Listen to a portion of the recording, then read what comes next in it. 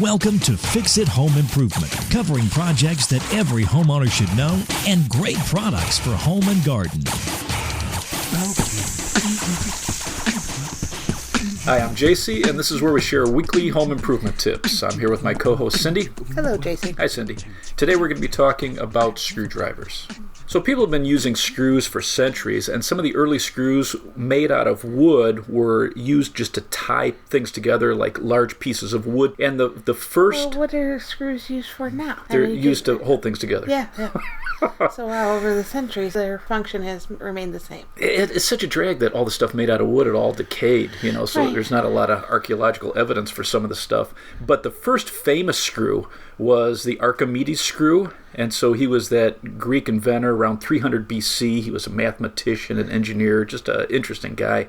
And he created the first really functional screw. It had a hand crank on it, and he used like a trough or a hollow cylinder, and he was able, by turning this, to pull water from somewhere that was lower than where they needed it. Mm-hmm. It would hand crank this screw. It would suck up the water on the blades and raise it to a higher level. You know who loved the Archimedes screw? Everyone. The Egyptians. Yeah. They really loved it. And especially, even today, in developing nations, they still use a very similar device. So, is this going to be like the mold and mildew episode where we just talk about screws the whole time? No, not the whole time.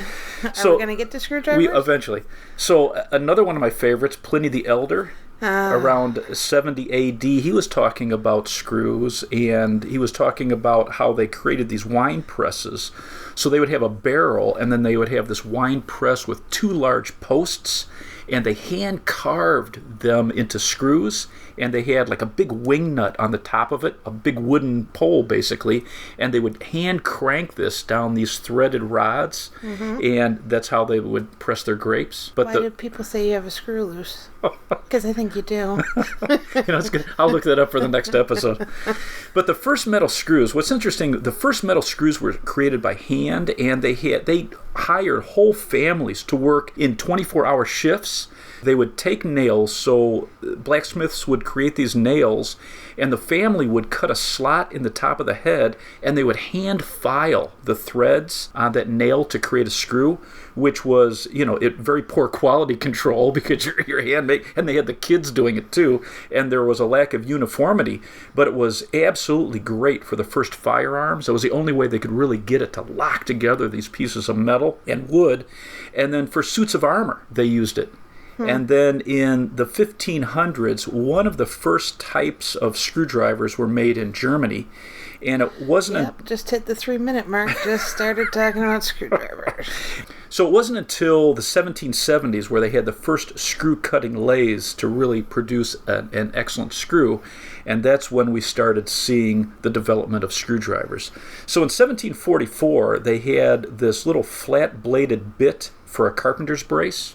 So a carpenter's brace, we talked about that in the drill episode, is like that hand crank, like a U-shaped drill. Right. And so what they had on the tip of that was replaceable bits, and they would put a screwdriver bit on the top of that. But what's interesting, you didn't really have screwdrivers until the 1800s for homeowners. Well, so the first screws and screwdrivers were slotted, and you had to match the size of that slot to the screwdriver. In 1908, Peter Robertson invented a square drive, so it was a recessed square into the top of the screw, which was fantastic for manufacturers like Henry Ford, because it was the first time you could take that screw and set it onto your screwdriver or your tool, and it would stay in place, and then you could reach up and put it into whatever you were fitting together. So just a huge advancement in screws and screwdrivers. The problem is Robertson had one bad business deal, and so because of that, he decided not to license his drive. So all these manufacturers wanted to manufacture these square drive Robertson design, and he said, no, I'm just going to keep it in my little factory in Canada, and it just never took off. And Henry Ford was so angry that he wouldn't license it to him that he stopped. So after the Model A, he used no more of Robertson's screws. And so in 1935, Henry Phillips saw this design by a John P. Thompson. It was a cross-shaped screw, so it was a recessed cross in the top of a screw. And he said, that's a great idea. So he said, hey, can I purchase your patent? And the guy said, yeah, sure, give me a few bucks. So Henry Phillips bought this design, which became the Phillips screw, and he licensed it to everybody. Right, yeah. So it's just genius. So by 1940, 85% of all companies manufacturing screws had a license with Phillips. And so he's making royalties off all this. And then, of course, he started, getting licenses with all the manufacturing plants and everything, too. And it was great for production lines because it was self-centering. When they would put some of these screws into an assembly line, the machines, the screwdrivers that would line up, it would catch, and then it would tighten. And what's unique about the Phillips, and one of the things that a lot of homeowners complain about is when you tighten it down, sometimes the Phillips screwdriver pops out of the screw, but that's what they loved in an assembly line because they designed it so it would cam out once it reached a certain amount of torque. So the kind of the pros and cons of camming out, but in manufacturing they kind of use that as a positive. You know how to make a screwdriver? No. So you mix vodka into a can of frozen orange juice, and you use a screwdriver to mix it. Oh, that's so funny. So the early American petroleum workers in Saudi Arabia, that was their drink of choice. So they didn't have much other than frozen orange juice and a lot of bottles of vodka. And so when they mixed the two together, no spoons. No, their tool was the screwdriver. So otherwise it'd be called the spoon. Right. You want to talk about screwdrivers for real now? Okay. So the most common screwdrivers every homeowner should have. The first one is a slotted. So it's going to fit into a straight slot cut into a screw head, and it's either going to be called slotted or flat or straight head. And you need to match the size of the screwdriver tip to that slot so that you get the maximum torque and a really good grip. If you use a screwdriver that's too thin or too small, what's going to happen is as you turn that in that slot, just the edges, the tips of each side are going to hit the inside of that slot, and you're going to start to chip away at the screw so you can strip it. And then if it's too large, it's just not going to fit it. You're not going to be able to do a nice job. If you have a little larger handle, when you're purchasing screwdrivers, if you have one with a decent size handle, it's going to allow you to get your whole hand around it and really grab it tightly, and then you can really use your upper body. If you're really tightening down something hard, the larger handle will help you get a better torque on that. And then there's a couple different types of tips you can get. So there's a cabinet tip. If you see that, it's a very thin, narrow blade, and right at the tip, right behind the end of it is the blade, and then right above the blade is the shank, so the long part of the screwdriver itself before the handle.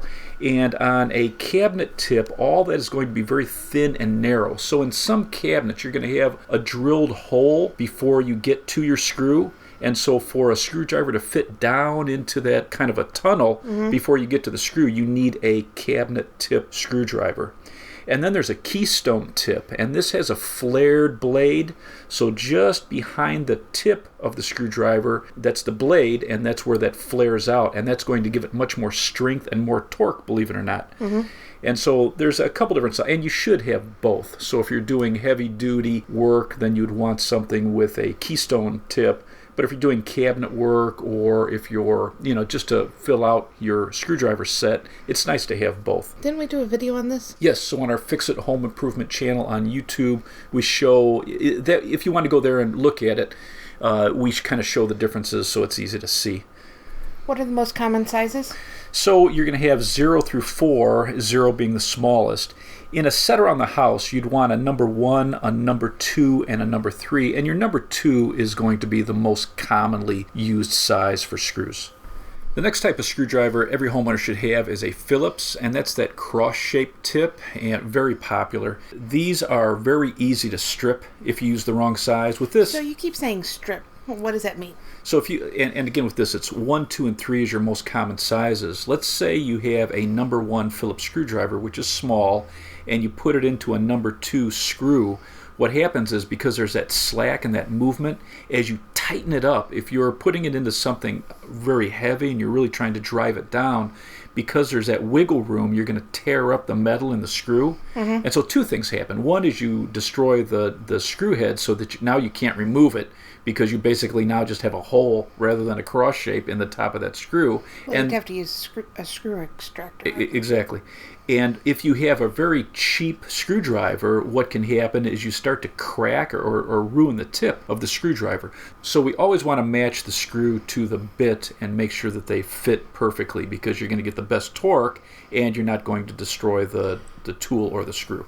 So if you're looking at your screwdriver and like the end of it is kind of wearing down, yeah, it's time to just change throw it out? Absolutely, yeah, because you're just going to tear up all the screws that you're trying to use it in. The next one that's popular now is the Torx. It's Torx, and this is a star-shaped tip. It has 6 points, and this holds much better than a Phillips. It doesn't have that tendency to cam out or pop out. Very popular in electronics, and they have sizes from a T1 to a T100. So with all the Torx, they have a T in front of the number. And the most popular in Torx, I would have a T10, a T15, and a T25. Can you buy these in a set? You can buy them you can buy these in sets or individually, depending on the hardware store you're in. And then you'd want to have a hex or an Allen set. So this is a hexagon shape, so it's 6-sided. This has an indent in the top of the screw that's 6-sided. And the most popular sizes in standard are 5/32, 3/16, and 1/4 inch. And they come in standard and metric. So metric, the most popular sizes are going to be 4, 5, and 6. So you could buy these individually? Now, if you went to your local hardware store, a lot of the stores will have the nut and bolt aisle, and in drawers you can purchase individual Allen keys. Or you could buy them in a set, and those are by the rest of the screwdrivers. Right, and those will come either in a little plastic holder where you have individual keys. So these are kind of L-shaped tools, like the Allen keys are L-shaped, and you can also have a screwdriver just with that hex head on the tip. And they also have, what are really convenient are those fold-out holders. So they kind of look like a Swiss Army knife. Right. So each individual key, you can kind of pull it out. And these are very popular for furniture. When you're building furniture, like the IKEA stuff, they're all put in with hex heads. Bicycles, motorcycles, in faucets, the set screws and many faucets that hold the handle in place are hex shaped. And then for the garbage disposal, on the bottom, if you have a jam, that's going to be a 1/4 inch hex size to loosen a jam. So is this the same thing as an Allen wrench? Yes, so an Allen wrench or So an Allen key or a hex head. Why is it called an Allen wrench? Because Allen designed that shape. Like Robertson did the square, Allen But why is it called did a the wrench? hex. I was more focused on the wrench part than the So rather than the Allen screwdriver? part. So his original thing, rather than a screwdriver shape, like just that tip, his tool was a unique L shape, and that was he considered it his wrench. The last common screwdriver that you may need around the house is Robertson, so that's that square tip, and it really locks into the screw, and you can tighten things down very well. A lot of the new decking screws in the U.S., they're using the Robertson head. Really? Because it really locks in, it really gets good torque, it doesn't pop out. But in Canada, it's very popular because it was originally there. But you know what's wild?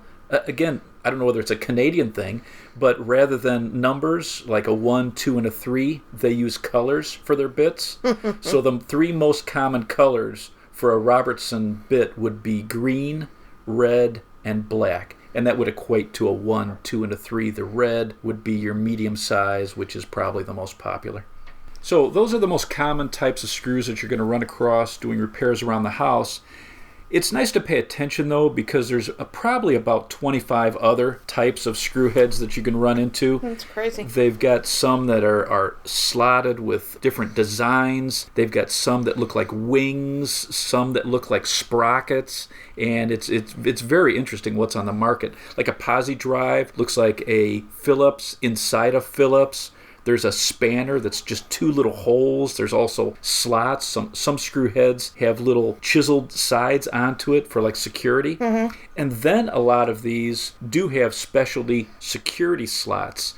So you have to buy a special drill bit that fits into this, so it's not easy to remove these screws. When you're grabbing screws, let's say for a decking project or a drywall project, you also have to pay attention because you may end up with, let's say, a Robertson square drive when you think you're grabbing a Phillips. So we touched on it a little bit before, but what do you do if you strip a screw? So they have something called a screw extractor, and there's a lot of different ones on the market. We carried the Irwin, IRWIN. You have some that you remove the screws by hand and some that you can use a drill. Like the Irwins, they had a kit. So you have a hardened drill bit that drills a hole in the top of that screw. So you're basically creating a pilot. And then the screw extractor itself has a reverse thread. So as you use either a little, it's designed to have a little handle on the top of the screw extractor. And as you turn it counterclockwise, it grips that pilot hole and just unthreads the screw. Or you can just use like a locking pliers on the top of it, like a lot of our homeowners didn't want to buy the extra handle. So you can just use a locking pliers on the top of it and by hand take it out. And then we had a tool called Grabit, Grabit, and this was an interesting little screw extractor because it was a 2-sided bit. So you put this into a drill, and one side drills this pilot hole, and then you flip it over in your drill. Then at low speed, in a reverse motion or a counterclockwise motion, it'll set into that pilot hole and grab that screw and extract it for you. So very easy in most cases, because like on decks, fences, or decking even, hinges, like we had that problem a couple times where we had a loose hinge and the screw was stripped and we couldn't get it out to put in a new screw. This will dig in, grab it, and pull the screw out. So very handy to have if you have a stripped screw. And then for panhead screws, a panhead, so you can see the top, it's dome-shaped above whatever it's holding down. You can get this tool. It's called Vampliers, Vampliers. So this is nice even for security bits. If you have a panhead screw that has a security bit and you don't have it, this is specially designed. It has serrated jaws that grab the outside of the screw head, and you can unscrew it by hand. And we did a video on our YouTube channel on that. But that's cool. It's another nice tool if you're trying to, especially for mechanics, it's very nice to remove the screws. Now that we understand the different types of screws, what are some of the standard screwdrivers that are in the market? So I would always have a long screwdriver and a stubby screwdriver, like a Phillips and a slotted. So what are you using those long handle screwdrivers for? Especially for if you're replacing the flush valve in a toilet tank, it's really nice to have a long-handled, thick screwdriver because it's going to fit down into that bolt that holds the tank to the bowl. And then I really like having a stubby Phillips and slotted because these are the super short, really short, kind of a thick handle, but very short, and that very convenient for hard to reach areas because you don't, if the handle's in the way, it really makes it convenient. It's like in my dad's toolbox, in the garage. He's got these super long handled ones. He's got the stubby ones, and like whenever you go searching in this toolbox, you take your life in your hand because there's the hacksaws in there, all that kind of stuff. Razor knife open. And it never fails. I always see a handle, I pull it out, and it's that stupid long handle, length one. So, or it's the stupid stubby one. It's never just a standard screwdriver. So then I always just throw it back in there, and so I'm sure... That's why I like a tool bag. You see exactly what you're grabbing. So I like a stubby. I really like an offset screwdriver too, so it looks like just a small little almost S shape where the tips are offset, so you can come in at an angle. And then I like a ratcheting screwdriver, and a lot of people don't have a ratchet, but if you're doing a lot of projects where you're putting in a lot of screws, it will ratchet one direction, and you can leave the screwdriver on the screw head. You can turn your hand back, and it'll ratchet, so it won't unscrew it, and then you can turn it and tighten it, and then as you twist back, so it's a ratcheting action. And then you can adjust that so you can either tighten or loosen with the ratchet. I think those are great. Magnetic is fantastic to have. And then I like the magnetic screwdrivers that have the replaceable bits, so you can put then any type of bit into the end of it. You know, one trick that you can use if you have just a regular screwdriver and you're trying to reach a screw into something, you know, the one nice thing about the Robertson square drive is that you can put it on the end of your screwdriver and it holds in place while if you're reaching up for something. A magnetic screwdriver helps you do that, and you can also just put a rare earth magnet on your shank of the screwdriver and that magnetizes it. Oh, really? Kind of a little trick. And then I really like I have a Klein screwdriver. It's called a screw holding screwdriver. So it's a split screwdriver. The tip, it's actually two pieces of metal, and it has a sliding handle. As you slide that down, it spreads those split tips and tightens into the slot of a, and fantastic if you're reaching up, like if you're doing an electrical project and you're reaching up into, let's say, a ceiling box, it holds that screw on there really nice. Well, we did a video on it. It's wild. Yeah, it's great. It's such a handy little tool. You were waving that thing all around with a screw on the end of it. Because I've used, I saw a style that had a pinch grip, and years ago I had one. It was like a little plastic end that kind of hooks underneath the head of a screw, but it just didn't do a great job, where I really like this split screwdriver. And then the Allen keys, you can get them in keys. You can get a T-handle, and that really helps you drive it. And then I think that every homeowner should have a set of precision screwdrivers. Yes. And these are very, very tiny tips. And so you can use it for your electronics, for set screws. If you're putting on, let's say, toilet roll holders or towel bars, those set screws are very small. You need these precision tools. And then if you're doing any replacement of, let's say, a thermostat, those set screws for the low voltage wires, you need a precision screwdriver set. So these normally come in a set? Yes, yeah. You get about 4 or 5? Yeah, very nice to have. I think everybody should have one. Well, you have to have them because, I mean, there's nothing else you could do. Right. And then insulated screwdrivers are handy. So what does that mean? I've been in hardware a long time, and I've never heard of insulated screwdrivers. So if you're doing an electrical project, you should always turn off the electric to that circuit that you're working on. But let's say you screwed up. If you're using insulated screwdrivers, most of them are rated up to like 1,000 volts. Let's say you're working on an outlet which is 120 volts, or even your water heater and it was 240 volts. Most of these are insulated up to 1,000 volts, so it'll keep you from getting electrocuted. Which is a good thing. Yeah. Yes. There's another style. If let's say you just moved into a new house and you're going to replace every switch, every outlet in the house, Klein Screwdrivers has something called rapid drive, or a rotary screwdriver. And so with one hand, it's offset, and you put it onto the end of the screw, and you just rotate your hand, and it very quickly tightens and loosens a screw. And we did one of those videos on our YouTube channel, so that's very cool.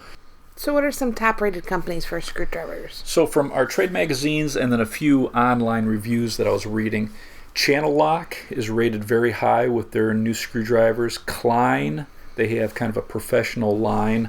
Gardner Bender. How do you spell Klein? Klein, Klein. Gardner Bender. Craftsman is always rated high, and my dad used to always, when I first started investing in real estate, I used to buy the cheapest screwdrivers, like the 50-cent screwdrivers when Builder Square and Handy Andy were around. I don't know if you remember those. Yeah. And they went out of business, I think, because of the screwdrivers they were selling. But they would tear up. But, I'd pick them up for, less than $1. But they were not worth more than $1. Eastwood, which I've never used, was rated very high. Milwaukee, Husky, DeWalt, Snap-on, which is a professional line, and Stanley were all rated the best. So you can buy individual screwdrivers. Right. And if you're just replacing one in a set, or, if you just need a specialty screwdriver, just buy an individual one. Right. Or you could buy a set. So what kind of things are you looking for if you're going to buy a set of screwdrivers? So for me, I would definitely get a variety. I would look for a set. First off, I'd look for a set with the best warranty. You can get some of these sets that have a lifetime warranty. If you ever break them, they'll replace it for free. But I'm looking for a variety of sizes, long and stubby. I'd want magnetic in there and an offset. And then I would make sure that they have a variety of tips. So your slotted, Phillips, Robertson, and Torx are going to be the most popular that you're going to need around the house. And then I would make sure that it either has an Allen set that comes with it, or if it has a magnetic driver, that it has the replaceable tips, so it has a little variety of tips. Right. And that's what I would look for in a set. So, in these sets, do they come with like a slotted and Phillips all in one set, or is it? You'll have mostly, and that's what I would be looking for. I'd be looking for something that has a variety of screwdrivers. So again, you're going to have your slotted, your Phillips, your Robertson, your Torx, all in that one set.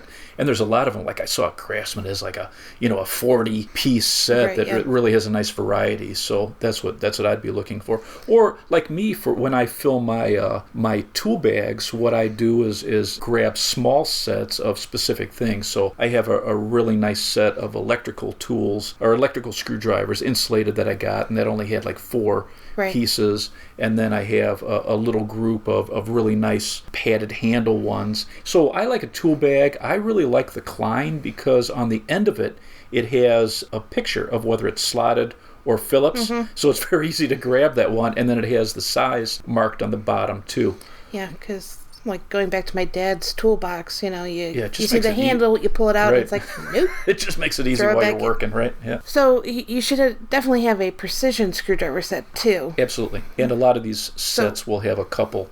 I've seen a lot of sets where they'll have 2 tiny precision, but usually you're going to have to end up buying a set, specifically a precision set. So let's say you're a new homeowner. Okay. What screwdrivers should you have just to start off with? Well, I would probably have a number 1, 2, and 3 in a slotted and a Phillips, and that's your core. And then I would probably have a little Allen set, because all the set screws around the house for your towel bar holders and faucet handles, you're going to need that, and that'll get you going. And then depending on how many repairs you do around the house, then if you want to do it less expensively, then you can buy the individual tools as you need them. But like a 11-in-1 screwdriver, or like a 4-in-1. Yeah, and those 11-in-1s are great. So you've got a screwdriver handle, and then it has 11 different tips. So now you're buying one tool, and you have all these different tips for whatever the project is. And that's probably the best way to start your tools. Well, the 4-in-1 or the 6-in-1. Right. That's the removable ends, and you flip it around. Right. So that it's got Phillips and slotted in it. And if you get one of those, I would always grab one that's magnetic, because it just makes it convenient to hold a screw in place while you're driving it.